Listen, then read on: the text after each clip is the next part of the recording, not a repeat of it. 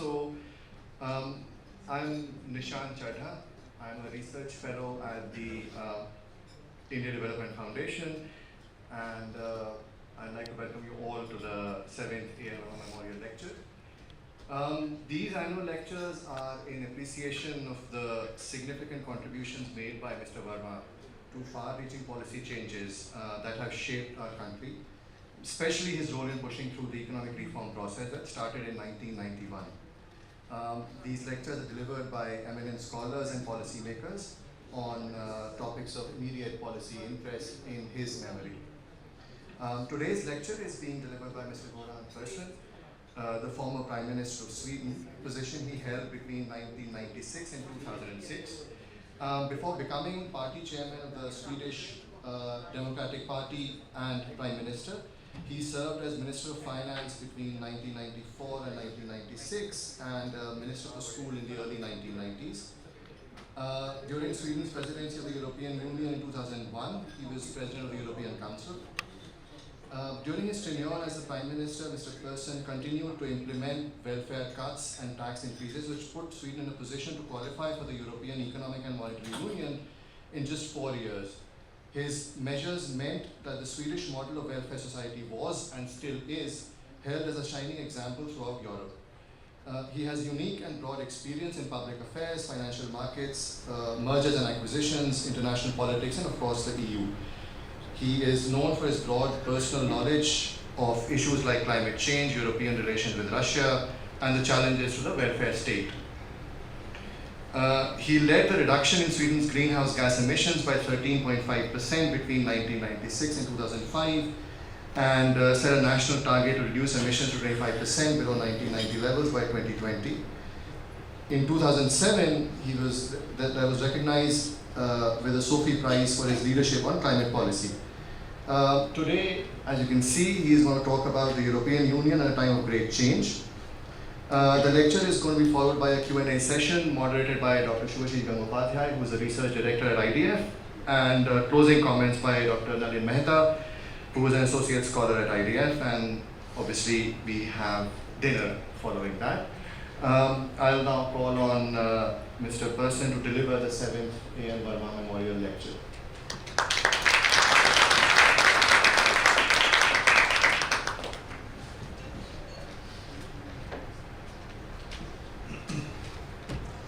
Thank you, ladies, gentlemen. I am honored to have been invited to deliver this lecture, not least because I have served quite a long period as Prime Minister and know how important the Principal Secretary to the Prime Minister is. And A.M. Varma was the Principal Secretary for quite many years. And he was able to carry out a reform period that still benefit India's development. So I'm honored having this task. Tonight I will elaborate upon the European development. You know my background. I have been a politician more or less through all my grown up life.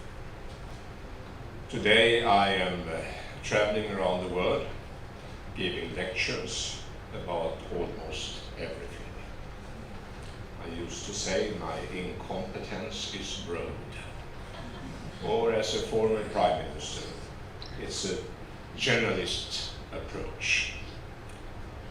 Beside that, I have developed the last year an interest for agriculture and forestry. And forestry is extremely important when you are living in the north part of Europe. Sweden is literally a forest. If you haven't visited the country, you will realize that when you come to Sweden, it is a forest.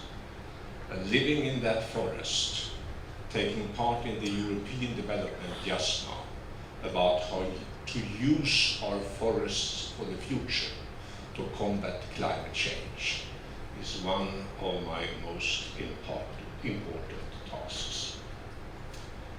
So therefore, when I discuss the development in the European Union, it is with mixed feelings, to say the least. The development just now is not going in the right direction. Nevertheless, I realize how extremely dependent we are upon the European Union and the European Union project. So it is with mixed feelings. Tonight is a very special evening. Late tonight, or here in India, early in next day, UK will go for the vote in the House about their relation to the European Union. There might be a decision tonight, there might not be a decision tonight. The only thing we know is that we are coming closer and closer to the 29th of March. Independently of which decision UK will take, because you can't exclude that in the end they might have a new referendum about the membership. You can't exclude that. But independently of which decision they take, it will create a very troublesome situation inside the United Kingdom. If they leave, we have discussed what might then happen. It's problematic. If they decide to stay, it will also be extremely problematic, not least from a political perspective and domestically inside the UK. UK is underestimated inside the European structures. The European Union is very much about the cooperation between France and Germany. But the young, vibrant economy is the British one, with a population that is growing and with a population that is young.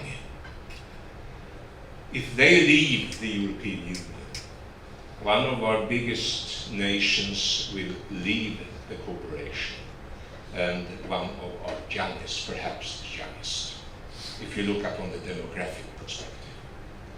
That is a loss for the European Union. Sometimes we are discussing the Brexit as if it was just a UK problem or a UK task to deal with. It is a European challenge. And if they decide to leave, also other countries in the European Union will be heavily hurt. For me, it is also a question of having good partners around the negotiation table. We must not forget that in the European Union structures, in the end, you sit down around the table and take the decisions. It's a very democratic organization. Also small countries like Sweden take part in that discussion. And we form different type of coalitions. If UK leaves, one of the modern economic approaches will leave the European Union.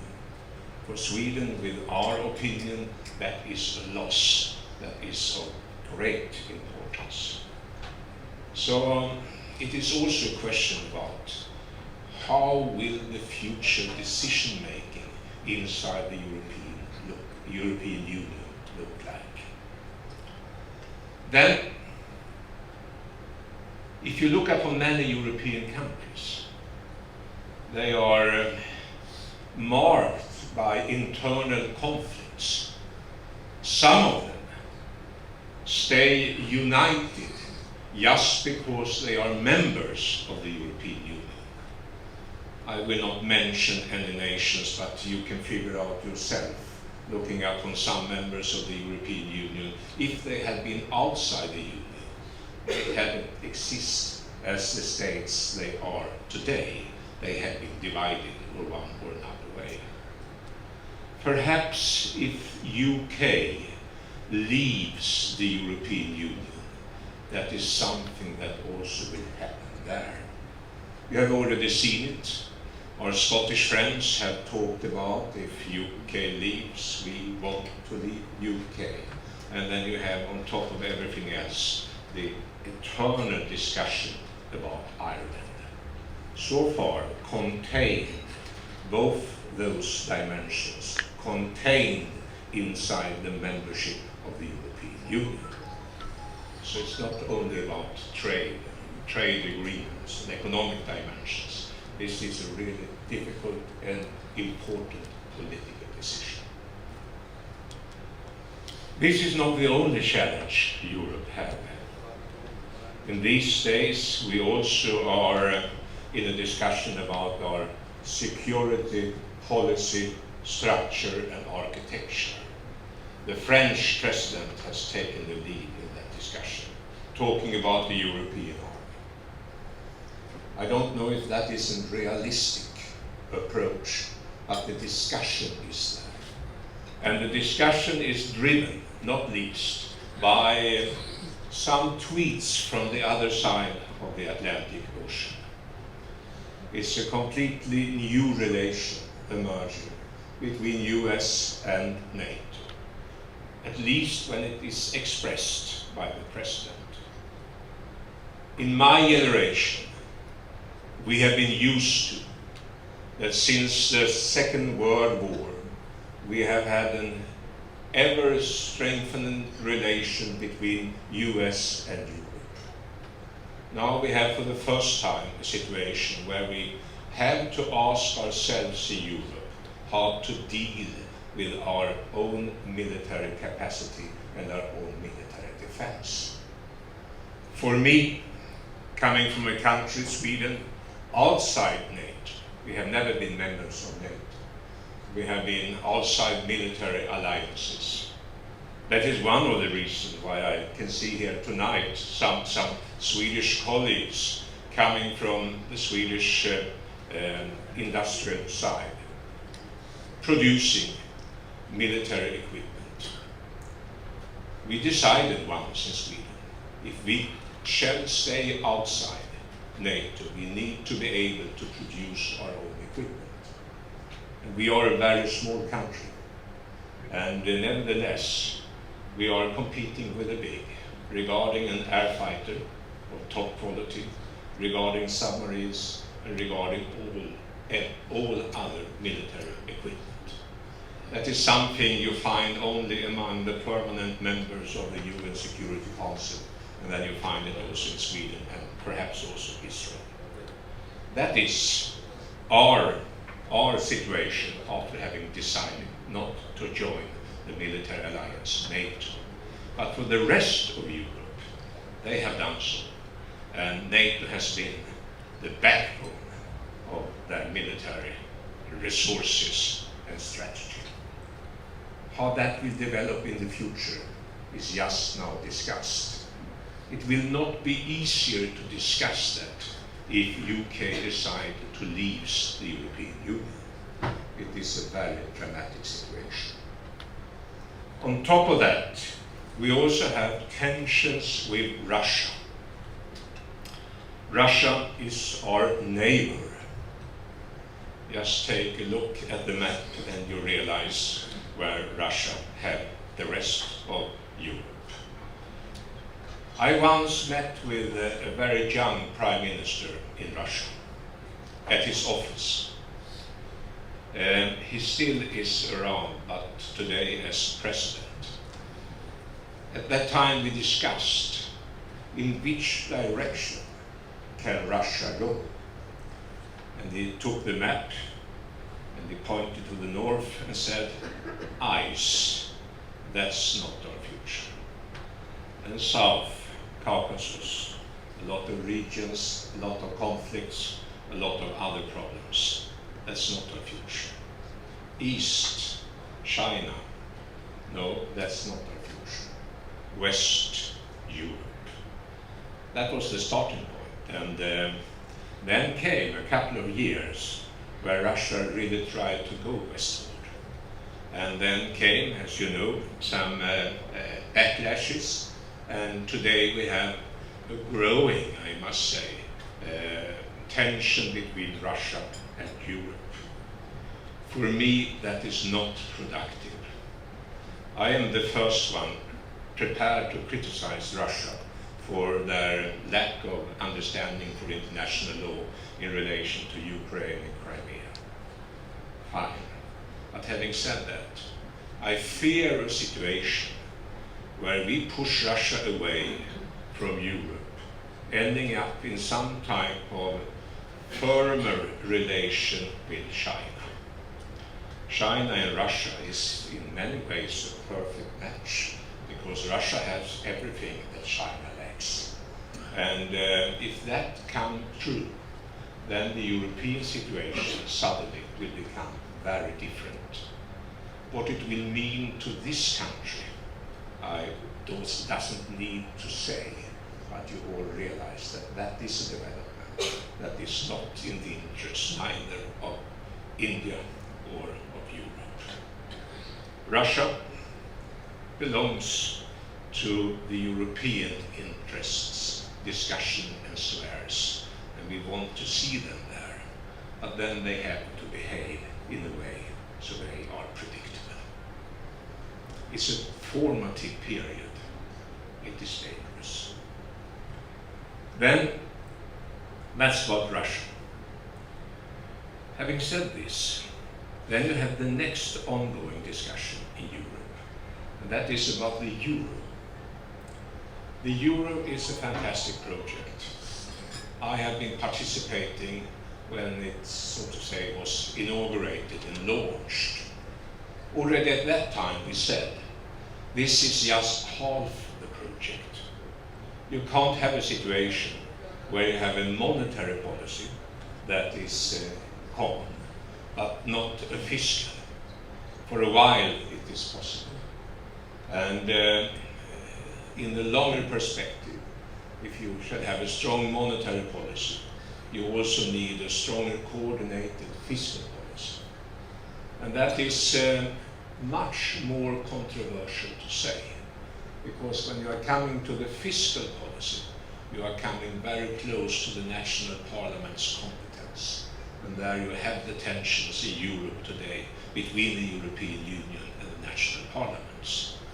The irony is that if you are looking for resources, own resources inside the European Union to protect and support the currency, it will be much more difficult to do that if the UK is sitting at the table. If they are not, it is an easier process, even if also that process will be extremely complicated. Next step for the euro is to create own resources, economic resources in Europe, and that is to say some type of a European tax. And I know how controversial that is, more than perhaps anybody else, because I have been one of the strongest opponents to that idea once upon a time. Nowadays I think it is the natural way to go, and there is no popular support for it. It will be sooner or later some type of crisis that will clearly demonstrate the need for this. If you look up on the development in taxes in Europe, you can see that, for instance, the VAT, value-added tax, is more and more harmonized. And I can see in front of me a situation where the first percentage of value-added tax is the European percentage. And if then any member countries want to add 23 or 25 more percentage, do that, but the first goes to the European Union to protect the currency. To say this today for an active politician in Europe is to create a very problematic situation. Then you must see to that you are not up for re-election. But I think this will happen because it's necessary. It is very dangerous to see in front of you a situation having a common currency but not the resources to defend and protect it. Take, for instance, if bank system in one or another member countries goes in the wrong direction. And it's easy to see if you look up on the banks in Europe that there are banks who are not especially well funded. if they start to mismanage, then you need resources. And to do that is to ask for common European resources, and we don't have them. As long as it was Greece, this was possible to handle. As long as it was Portugal, no problem. As long as it was about Ireland, okay, we can do that.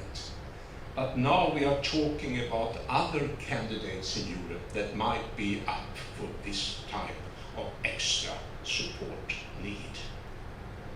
We have in Europe, for the first time, a situation where it is the big member countries who have the big problems. It's not the small one. And it's not first and foremost about the economic dimension. It's other types of problems. Start in Spain, for instance, who thought that it was possible to have this type of conflict that you now have in Spain between Catalonia and the Madrid government, ending up in trials where democratically elected politicians are facing a situation where they might be sent for long sentences in prison. Who thought that that was possible? Go to France, a president that is elected with a clear majority also in the parliament, but with a very tiny popular support. The election, or the constitution gives a good majority, even with a low popular support. I think it was a turnout of 50% in the national parliamentarian election in France. And En Marche, the French president's party, took 30% of those 50. It is 15 of popular support. And to have that when you are going into a period of structural reforms, that is extremely weak. But he is the only politician just now in Europe who are talking about visions for Europe, who are talking about ideas how to reform and develop Europe. I admire him for that.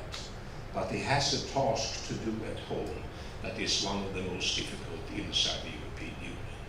And he has presented the program. Now is the question, will the people of France be able to stand behind their president carrying out those reforms? If not, you will also have a very dramatic situation in France. I don't need to mention UK. Germany, after a long period of leadership for Madame Merkel, she will now be replaced by a party affiliate. She has done a good job. I like her very much. We even were colleagues once upon a time. I had the task, I had the honor of being colleague both with Helmut Kohl, Gerhard Schröder, and Angela Merkel. I sat there at the table for quite many years. I liked her. She has been very productive. But Germany is in a difficult situation, not least because of their demographic development, often underestimated in European debate. It is not about next year or 5 years ahead. It's about a 10-year, 15-year, 20-year perspective. And nations who are aging, graying, they have a tendency to shift the political agenda.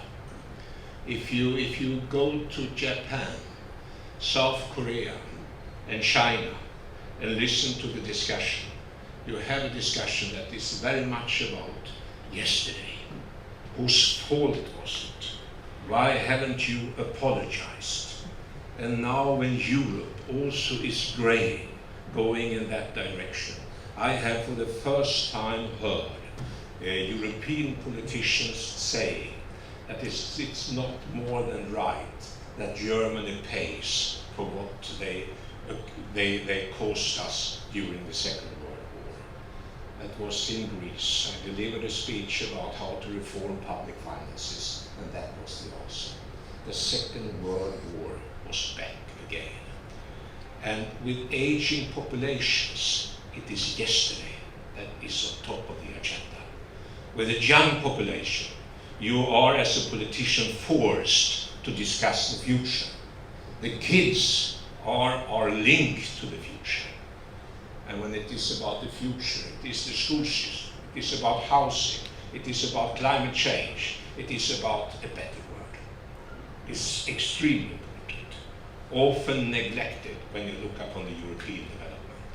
A few countries have a young population. A few countries have a growing population. Most of the countries are becoming home for the elderly. And that is a European problem. There you have Germany.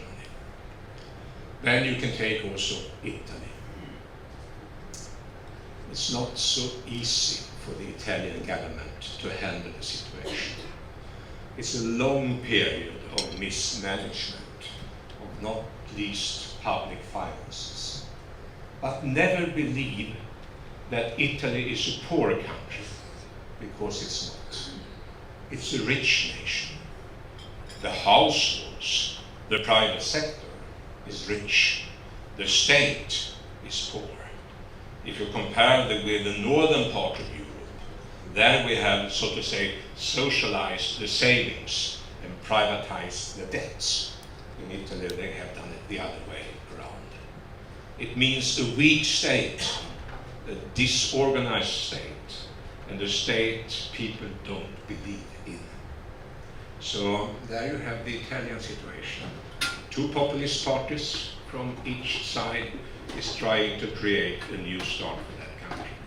If they fail to do so, then we are dealing with a very big economy. It is number 9 in the world. Also often forgotten.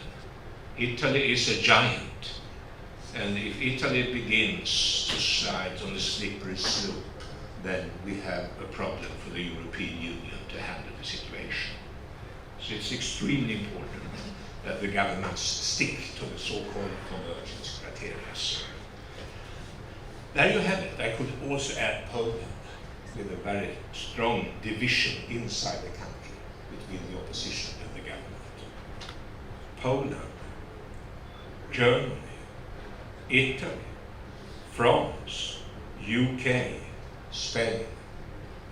Compare that agenda with the old one, Greece, Portugal, and Ireland. It's a new dramatic situation.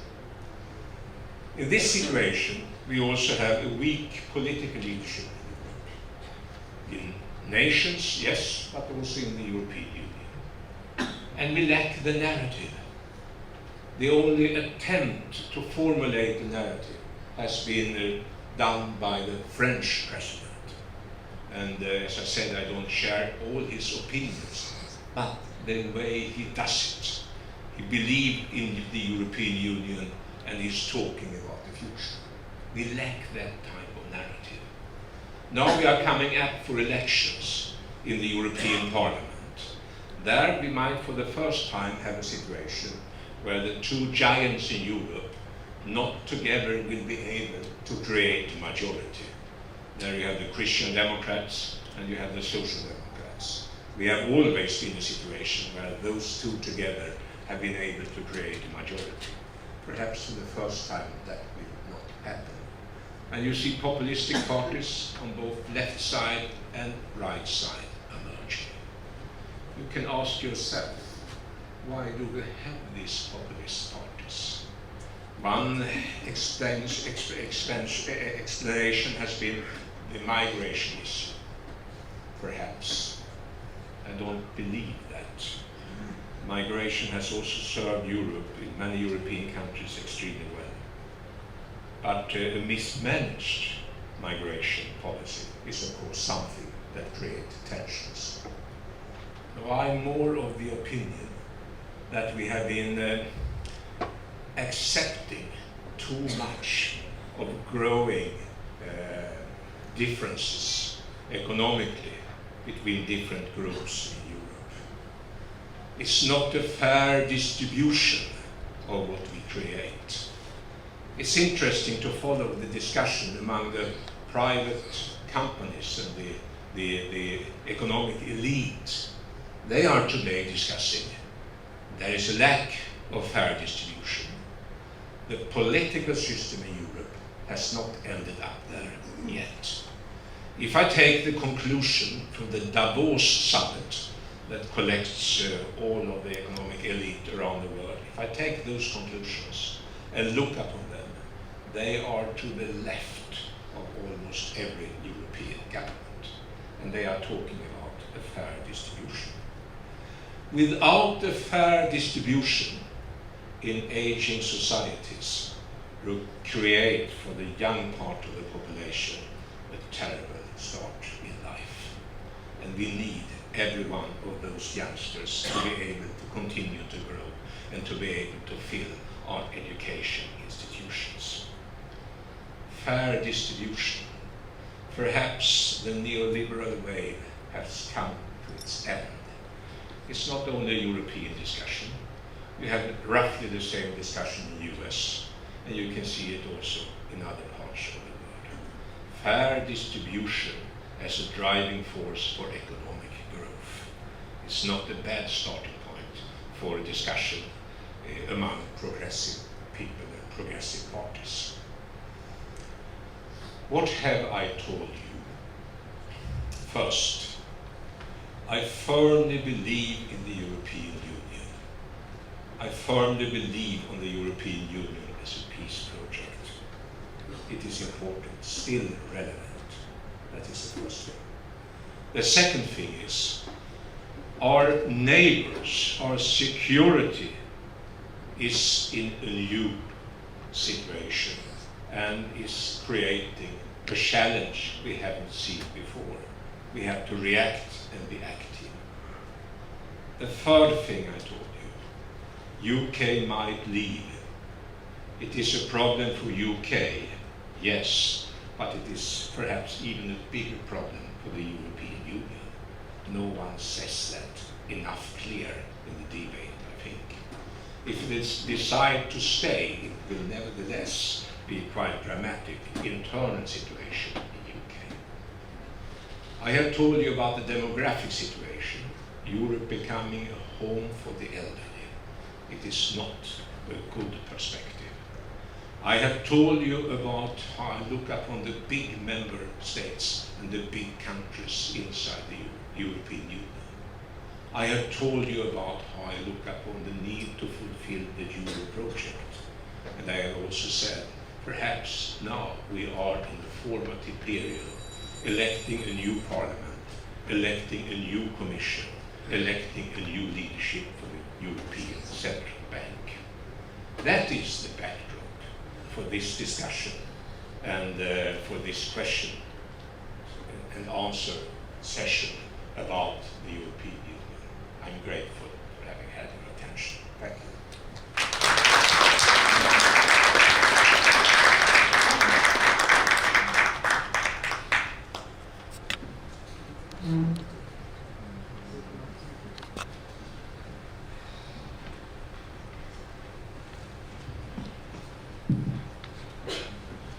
Thank you, Mr. Prime Minister. You did say that a country which has a young population looks into the future. There are a lot of young people over here. I hope that we in India are doing the same thing, because we probably have the largest young population in the world as a nation. We are now going to get into a Q&A session. So please keep your questions short so that we can maximize the interaction. Yes, please. There should be a mic on the table.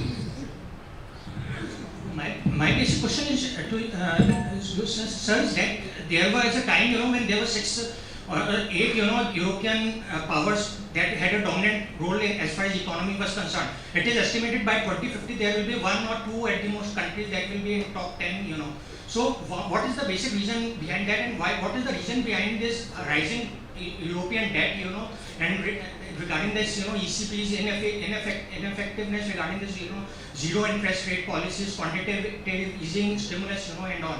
That is not able to help bring, reduce this, inequality and all, and there is manufacturing jobs are shifting towards China and all, etc. So do you think is the biggest threat? Is it the automation and all, technology, all these related things? So can you elaborate on that? The big threat to Europe is our inability to adjust. Permanent reform, I used to express it. Permanent reform. And to go for permanent reform is easy if you have surplus in public finances.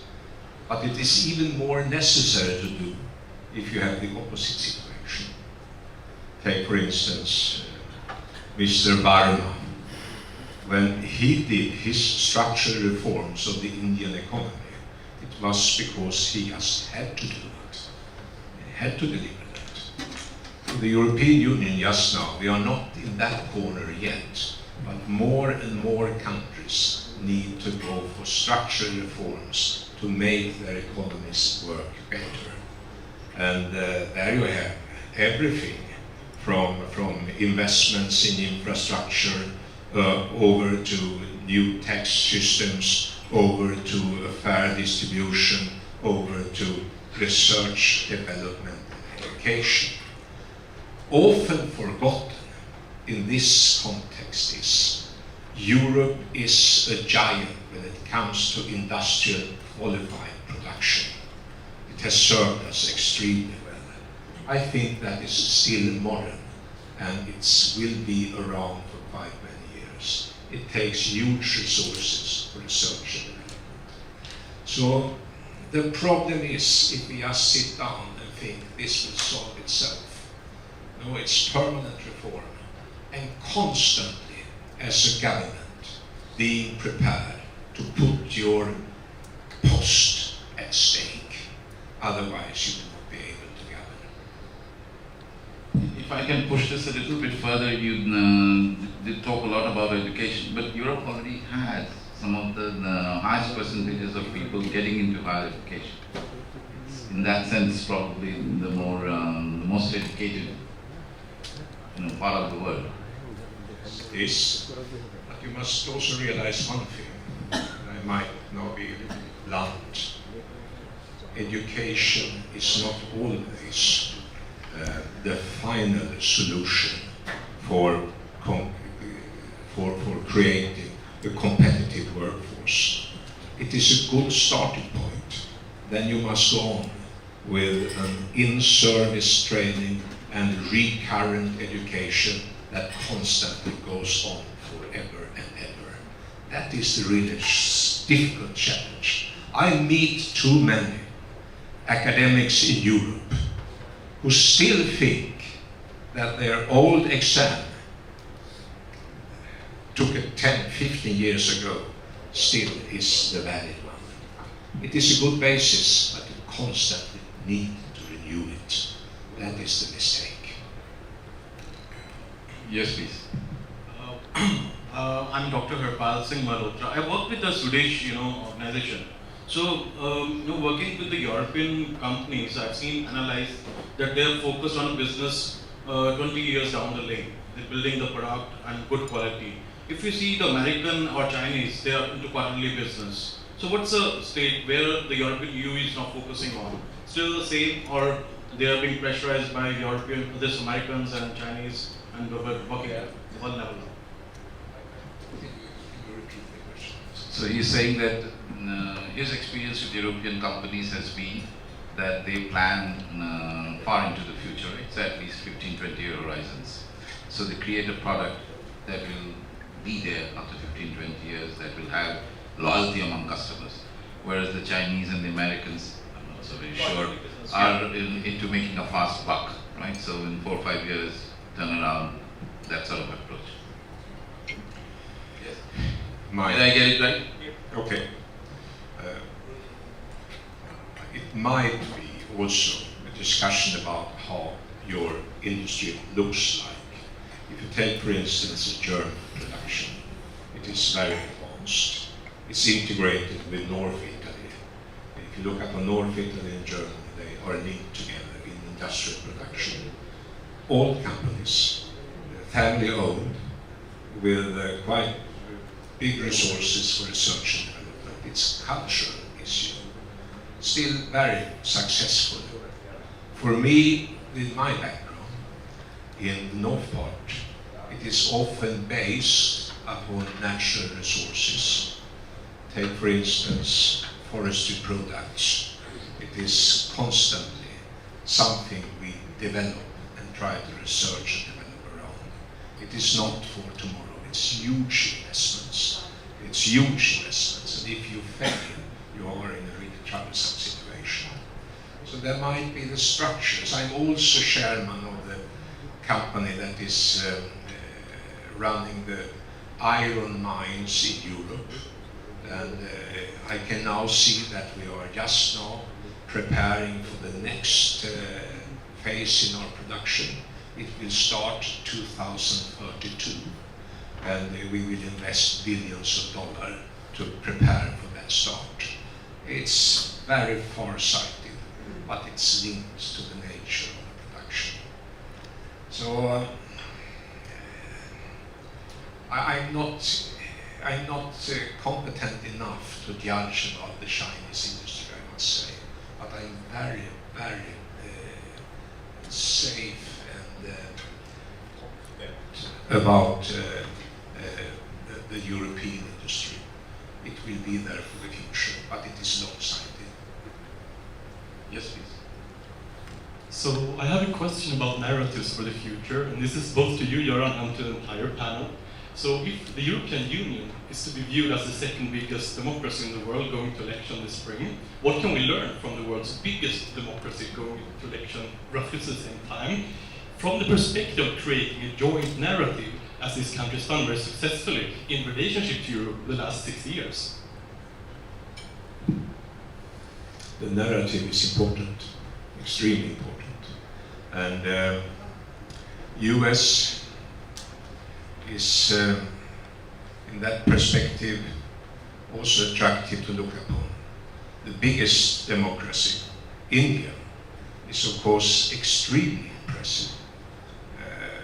I have difficulties to take it in. 900 million voters, 84 million vote for the first time. You have a turnout of 65–70%. It's impressive figures, and people are engaged. But also here, I must say, if the economic growth rate goes on and new jobs are not created, sooner or later you will have a discussion also in the biggest democracy in the world about fair distribution. And there is nothing as dangerous for a country as when the young part of the population is starting to ask, is there any future for me in this nation? So when Europe goes to elections in May, it's in the same month as you do it here, it's the old world. And there you might have a turnout in some countries of 40%. If you belong to the average, it's a bit around 50. So it's a completely different situation. So we have a lot to learn from the democratic attitudes in India, I must say. Yes, please. Mr. Prime Minister, thank you very much for taking the time to come and speak to us today, and thank you for IDF for organizing this fantastic talk. I'm Rohan Kocha, and I agree with most of what you had to say. I think Lee Kuan Yew in his last book, One Man's View of the World, would have agreed with your diagnosis of what the European Union is going through with an aging population. I also agree with you when you say that education is not the perfect ingredient to work towards positive social development. Maybe skilling training and employability and vocational training is the need of the hour, especially in a country like India. 25 is the median age of 1.3 billion Indians. 60% of our whole nation is below the age of 30. You mentioned that youth often drive a positive policy agenda. They talk about houses, they talk about jobs, they talk about climate change. Unfortunately, I find increasingly that doesn't tend to happen on its own. It's not an organic process. There are powers that be that are driving the policy agenda. there is the advent of fake news and misinformation on social media, which is unregulated.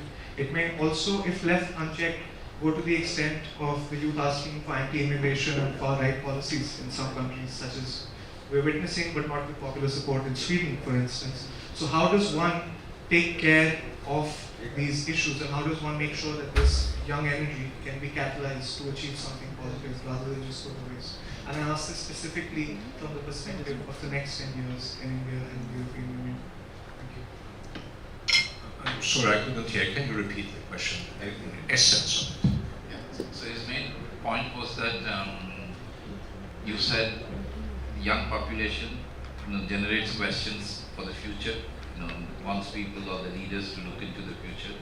What he's saying is that given the current social media, given the current state of the problems, the context, it is entirely possible that this is hijacked by the negative forces rather than giving rise to positive energy. Yes, that is a risk.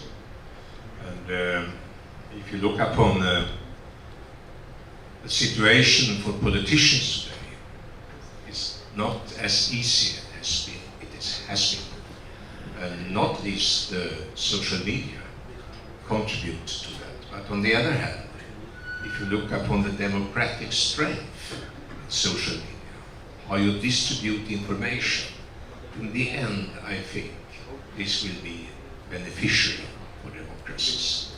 But I will not exclude that we will have a period where you have strong tensions.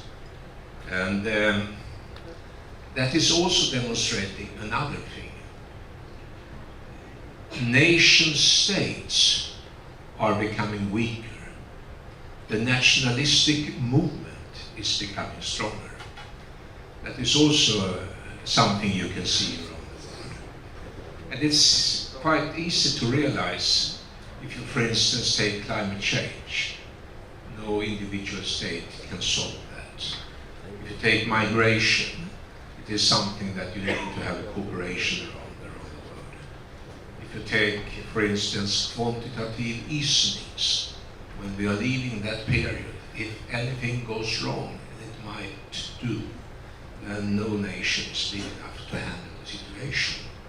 So the threats we can see are all bigger than the nations. And at the same time, the populistic movement is talking about more nationalistic solutions. There you have a trap. And that opens up for a maneuvering area for those who want to question international agreements. Since the Second World War, we have built institutions that have had as a task to underpin economic cooperation around the world. The UN system, for instance, trade agreements, the European Union, all that is today used as political tools to destroy the open society by populists. So it's also from that perspective a decisive movement. So I see your point, but in the long run, nothing has been more democratic than the new way of communicating. I saw that myself. I spent some time in Africa and going to the most poor regions in Africa. What did you see on the street? People constantly talking in their cell phones, constantly. For the first time in Africa, you have infrastructure for communication that is available for ordinary people. That will, in the end, create a more democratic situation. I'm convinced about that. But there will also be some problems. And you can see the development in India as well. How many are collected? Millions, millions, millions. That is the new situation. I think if I may just, it's quite amazing that this new technology actually has equalized access, right, in many ways. If you look at the deprived or the highly disparate access that even India had in the 80s and 90s, right? Compared to that, we now have a much more equalized access. And yet this is also the time when, as you said, this is probably one of the more unfair distributions that one has seen since the wars. So how do you match the two? I don't know. Sometimes you have to be honest and say that. Otherwise, politicians ends up being completely unhuman. Sometimes it is too difficult to answer. But we can see the problem, and we can start a discussion about it. And then perhaps, if we are lucky and open and humble, you will sooner or later hear someone express the answer. I don't have it tonight, but perhaps someone else in the panel can answer. Yes, please.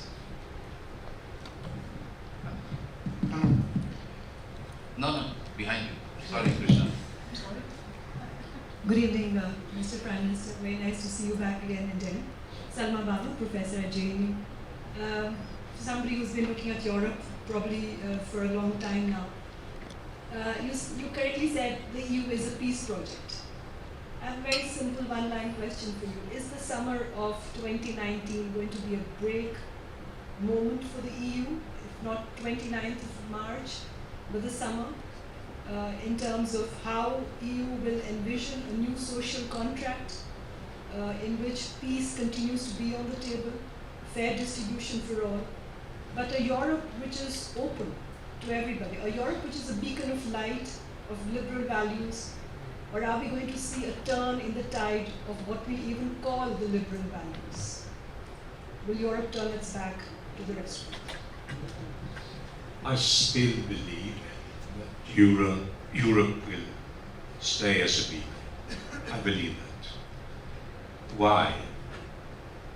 Because if you just take the economic dimension, it is extremely important for our development to have this open, liberal society and discussion.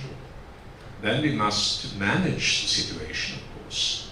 And we have mismanaged some of the developments in the last 10 years in Europe, no doubt. But the fundament for the European Union will be there, I'm convinced. And you see, I used to say sometimes that perhaps the Second World War has come to an end. And when we voted for membership in the European Union in Sweden in '94, it was still a very valid argument that European Union is a peace project. Because among those who voted, quite many remember the Second World War, never again. Today, when we are discussing the European problems, no one is talking about the peace project. And of course, those who were born 1945, they are 75 just now, or 74. So it's changing. We need a new narrative for Europe. We need to take the best of the old narrative with us into the new Europe we are creating. Not leaving it behind, but take it with us. But a new narrative. And I'm looking for that, I'm listening for that. But it must be based on openness, peace, competitiveness, fairness, the European values as I look upon them. And after this long neoliberal era or period, I think there is popular support for that type of policies again in Europe. You can't see it yet in the ballot box, but soon perhaps. I'm not sure, but I hope. Yes, Krishna. Mr. Prime Minister, it seems to me that populism has led to demise of democracies in the past. It seems that populism has diminished democracies. Even when we look at the European Union right now, you mentioned at great length about Brexit. They are not happy. So I have two questions. Are democracies under threat? Number two, when you prime ministers and presidents meet, what do you discuss? I learned as a very young man when I started in politics. I was perhaps 15 years or something. I learned one thing. If you don't fight for democracy every day, you will lose it. And it's an ongoing battle. And the day you think you have won it, you have lost it. So therefore, we are in a situation in Europe that we might have been too complacent about democratic values. We need to renew that debate again and to start it again. Democracy must be won every day and by every generation. What do we discuss? You see, nothing is more collegial than the European Council. There the prime ministers meet from the 28 member countries, sit around the table, and they meet regularly. They meet at least 7, 8 times every year, and often 2 days. So they know each other by first name. They have each other's cell phones. They remember what they said last time they met. It's a very close group. For me, I said once, this is like a trade union for prime ministers. We are going to Brussels and we are meeting our colleagues and we have the same problems at home. They don't understand us. They don't follow our recommendations. They are creating problems constantly. And it was roughly the same type of problems in every country. So we met. And suddenly I realized at the table in Brussels that the socialists from other countries perhaps not were the closest to me, even if I come from the social democratic family.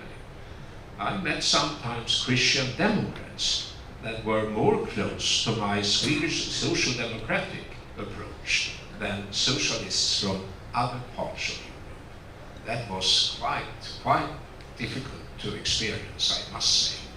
So we came quite close to each other, and we discussed not only substance, but also political, tactical issues, communication, the development in the world, and we complained a lot about our parliaments. Yes, it was the trade union. Then, having said that, it is a very qualified discussion inside the group. When I sat there, we were 15. Now it is double the size, not least because of the success we had with the enlargement of the European Union. 15 was a perfect group. You can sit around the table with 15 and you will realize that psychological, social psychological development. I have been once a local mayor in a very small city. In that city, we had also a board. It also consisted of 15 people, 15 men. And also in the European Union, it was 15 men, or 14 plus Merkel around the table. And I realized after a while that it was the same type of debate among the 15 as it was back in my hometown, the small town in the middle of Sweden. And I started to name them after my old colleagues in that small town. There were always someone who came late, always someone who was never prepared, always someone who created the same type of problems, always someone who tried to be very constructive. It was the same types sitting around the table in Brussels as it was in my old small town back at home. That is very democratic. because it tells you something about the distribution of knowledge, competence. It's not only for the center today, it is the whole society that is prepared to have the discussion and the debate, and it is roughly the same quality. I have often described this because I think it was striking when I saw it. The difference I experienced in the UN institutions. It was not the same, so to say, homogeneous character as the European was. But no differences between center and periphery. That is the new situation. And everyone who knows something can be sure about one thing. The others around the table knows the same thing. And that is the new situation. And that is truly democratic. So it was a group for reflection, political discussion, and for friendship. Many of those who sat around the table, and I sat there a longer period than many, few have been sitting there longer than I did. Many of them have stayed friends for life, not as politicians, but as friends. Mr. Chandrasekhar. Good evening, Mr. Prime Minister. Please, Thank you. please take mine. Oh, you have one? Okay. Yeah, I'm using a different mic. Thank you, Prime Minister, for a very brilliant and lucid presentation on some of the challenges that the European Union faces at this time of change. One of the challenges that you referred was the challenge of Russia. And I wanted to just understand a little bit on the nature of that challenge when you're referring to the economic challenge or economic dominance or technological dominance or military dominance. And would you agree that hegemonistic ambitions driven by military dominance are a thing of the 20th century and not so relevant in the 21st century? So I just wanted to understand the context of your comments.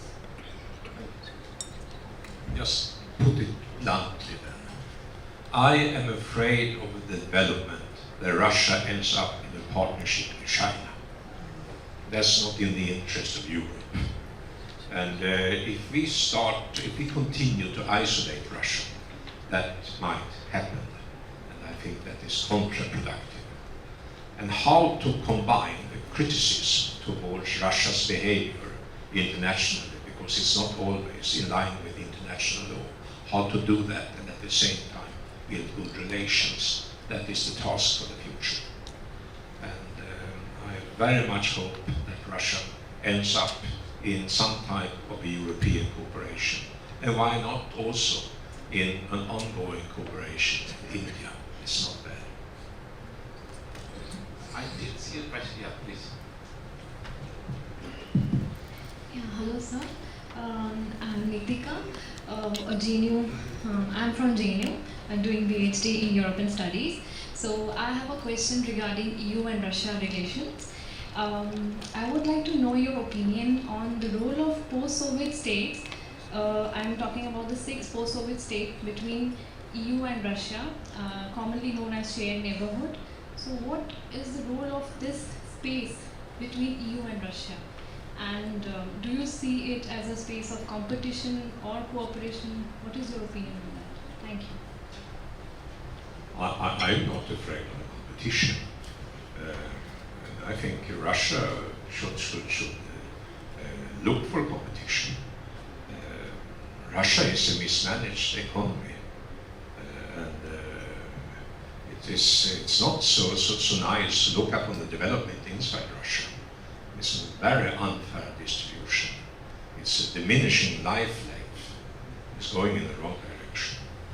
And if you look upon strategic issues, for instance, as climate change and so on, Russia doesn't play any role at all.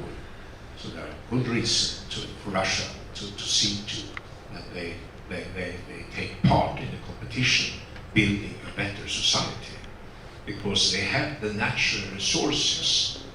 But if you look upon the last 20 years economic development, they have also created a situation with huge tensions inside the society. So if Russia wants to compete, that is fine with me. And if Russia wants to cooperate, that could be combined with a competition, of course. We could agree upon roles, we could agree upon how to do it in a fair way and transparent way. And taking Russia on board in such a discussion is extremely important, both for Russia and for Europe. And last 5-10 years, it has been nothing of that kind in Europe. And sooner or later, Russia ends up in a situation where the only international cooperation might be found eastward, and that is not in our interest. Last question from the audience, sorry. Okay. Geeta. I'm Geeta, and I must congratulate the Prime Minister for a very interesting talk. I got to know a lot about the European Union. There are two unrelated questions, perhaps a little naive from someone like me who has not studied the European Union. One is this Russian thing that's been very provocative. They're building another oil line, another pipeline. Russia is building one right across, which is something that is favoring Germany, but I don't think it would help Poland or Ukraine or the other countries. So, okay, fine, it's good, it's competition, and the Russian president would like to go ahead at it. But it would create tensions within the European Union. So how does one handle this? It doesn't matter to Russia because it's found a market, and Germany needs the gas or the oil or the pipeline makes. The second, which is slightly unrelated, and it's also because this is something that I now look at being in ITF. When we look at a lot of innovations that are coming, especially in the area of telecommunications, and I used to be with the Competition Commission of India earlier, save Ericsson, we don't have much from Europe. You have talked about the case of innovations and technology for 30 years ahead, but the dynamism is really coming from US, and we hope it will shift to our country, because given the fact that we have the demographic dividend. So I know they're unrelated, but just to bring Last question, you have the asset, you have the youth, you have the institutions for education. The only thing you lack just now is attractiveness. They are not staying at home, they are leaving. And if you look around the world, you will see a lot of Indian, intelligent young persons playing a growing role in international academic institutions. Take them back home. We belong here. Or it's easy to say, but difficult to do. I'm not worried because of that dimension. I think that is possible to do. Inside the European Union, we have had an ongoing discussion for at least 15 years about the Nord Stream project. It is the pipeline supplying Germany with the gas from Russia. It has been highly questioned from some member countries inside the European Union on the east side. I was also, as Prime Minister, against that project, but from a more, so to say, climate perspective. I didn't want to invest more in distributing fossil fuel because they wanted to build that pipeline also to Sweden. And then I said, sorry, we already have our solution for our energy supply, and it's carbon free. We stick to that. But Germany decided to go on, and it's still creating tensions in Europe. I saw a week ago that the Danish government said that that pipeline come too close to the Danish coast. So they recommended the Russian to go closer to the Polish coast instead. And then you know what will happen. So there you have it. And I think in the end, the finalization of this project, because it's not far from being finalized, must be done in some type of the European agreement. Otherwise it will not be a solid solution for the future. And we must remember that Germany have created a situation regarding their energy supply that is quite challenging. They have closed down the nuclear plants, and now they have decided to close down the coal-fired plants. And to do so without a new supply of energy, that is not possible for Germany. So if this project is stopped, then of course we have another type of European conflict emerging between Germany and its neighbors, and we don't want to have that. So I think the European Union will solve it after the European elections. One absolutely last question, yes please. Good evening, sir. I'm Göran Persson. I'm a research scholar at JNU. Sir, am I correct to assume that the interest and values that underpinned the Transatlantic Partnership, especially during the Cold War, has it diminished? Or perhaps there is an overlapping of the interest even if the value remains? And what, in your opinion, is the future of this Transatlantic Partnership? Both for US and for Europe it is decisive. And perhaps there are other parts of the world that needs the attention of US, perhaps. But if the European-US axis, the transatlantic axis, will be weakened, it will create strategic problems far beyond the European Union. And to prepare for such a situation, we must start a discussion about our future security architecture. I still believe that NATO will be a cornerstone in that architecture. But as the French President and the German Chancellor have said, we need also to discuss some type of a European military structure, side to side with the NATO structures. And that is already going on. Coming to values, yes, US and Europe, we share values. And my generation, we have taken it for granted that it will continue like that. Hopefully it will be so. But if you ask me, I'm not as sure today as I was 10 years ago. So therefore we need to start to take care of this relation and build the relations again with the US, with Canada, and with others on the other side of the Atlantic. Nothing is eternal, not even this type of cooperation. But we try to maintain it. I think it's still important.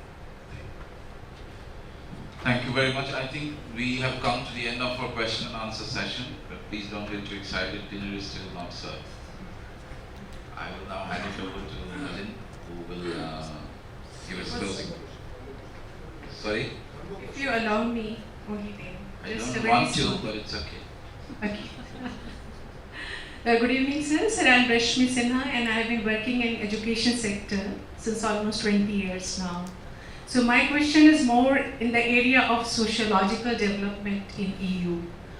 As per the composition of religion, I have read and in many documents that around 23 to 25% of the population in EU follows no religion, either it's atheist or agnostic. So I had two questions. One is that what has it, if it's either the school education or what has contributed to turning people to atheism or to following no religion? And the second question was that how is it impacting the change process or family as the basic unit of care? Thank you, sir. The last question first. We have a situation where we have a majority on our universities that are female students. So those who fulfill their exams, they are doing, so to say, the best job at the universities. They leave with a good education.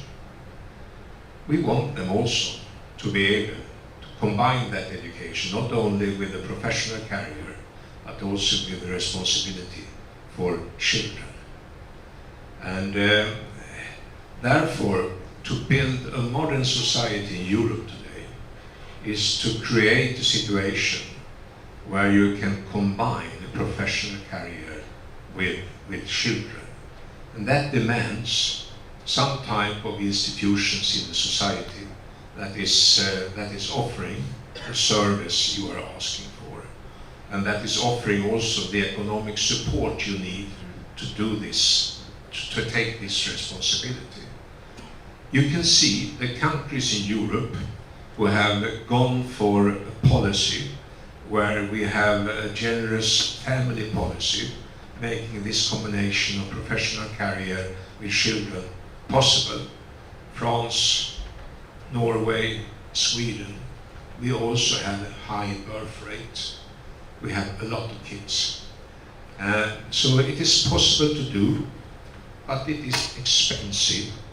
But it's even more expensive to end up in a situation where young couples choose not to have kids because they can't combine it with their professional careers. So the family will be the unit for the future, but with a growing support from the society and institutions in the society. That is the only way as I see it. Then you had the other question, and I forgot it. It was about religion. Religion, yes. It's strange. I grew literally in the Swedish church. My grandpa was working in the church. And I participated at least in 200-300 funerals before I became 10 years old. So I learned everything about how the church worked and how the priest talked. That was my education, more or less. And I loved it. And I had the ambition myself to become a priest in the Swedish church. I'm still not there, but I will end up there. I'm quite convinced about that. But when people themselves have the free choice to go to the church or spend their free day at home, they avoided the church. The church was not skillful enough to attract. And when I go to the church today and listen to the priests, I must say they have something that they can improve.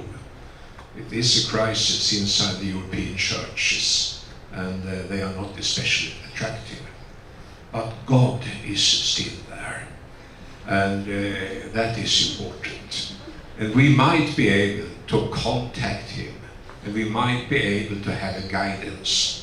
And I think the church had an internal task to carry out. Then Europe has been open for immigration. And we have seen new Europeans arriving. Muslims, not least. Many of them are as secular as the Europeans are. They don't even go to the church or to the mosque. And they have also lost the contact. And then you have, as on the Christian side, those who are quite active, and sometimes even a little bit too active, a little bit too less of distance to the religion. So Europe is a Christian continent. Europe is dominated by the Catholic Church. I belong to the Protestant movement in the north of Europe, but we have roughly the same problem. I think the church will be there, and I think that there will be a new wave of attractiveness to the church. Don't ask me when and don't ask me how it will happen, but we have seen it before in history. And it is eternal. We will always discuss these issues. We will come back to it constantly. So therefore, sometimes I regret, as I went into politics, I should have gone to the church instead. But on the other hand, perhaps the political scene was my church, and I had the opportunity to give my Christian message with a party political content as well. And I believe still that God was on my side also in the political process. I think he was a social democrat. I still think you're going to be a priest though. Now, having established that God is there and is on his way back, I turn it over to Nalin for closing comments. It's very little to say after we established the presence of God and God being on the side of the Christian Democrats. So I think we couldn't have found a better date for this year's edition of the A.N. Varma lecture, and your presence here, sir, as our distinguished speaker today. This, of course, is the day when Theresa May has agreed to yet another iteration of yet another version of the deal with the EC, with 3 new things added today. I think for a lot of us here in this room, a lot of people who read the Anglo-Saxon press and what passes for foreign media coverage in the Indian press, a lot of the Brexit and the uncertainties around the EU has sort of oscillated between the 2 binaries about the psychodrama in the UK and the sheer determination of the EU to set an example. But what you brought home to us, sir, today is beyond the binaries, the very serious issues at stake here in the European Union, what it specifically means at so many levels, political, military, strategic, but also for what the EU stands for. You brought to us, for many of us who see Russia from different prisms in India, the sheer concern that Russia currently elicits in Europe. That's something that, I will not repeat all the things that you said, but that is something that struck out to me as one of the underappreciated aspects of this, at least in India. Of course, the thing that you continue to stress is, at least 2 or 3 times, was the idea of the EU as a peace project and how it's and why it's important. But for many of us, what also struck to us is not just as a peace project, but also the sheer uniqueness of it in the way that you described to us your experience of sitting with your peers. It reminded me of my office, for example. Just the way you described the personalities in that room and how that worked. And that is an indicator of how unique it is and how important it is. You said it needs a new narrative. It definitely needs a new narrative, but I think how we will understand the narrative from now on will be different after listening to you. So thank you so much for that. And thank you so much to the Varma family, which is also here, for coming here for the A.N. Varma Memorial Lecture. Thank you so much.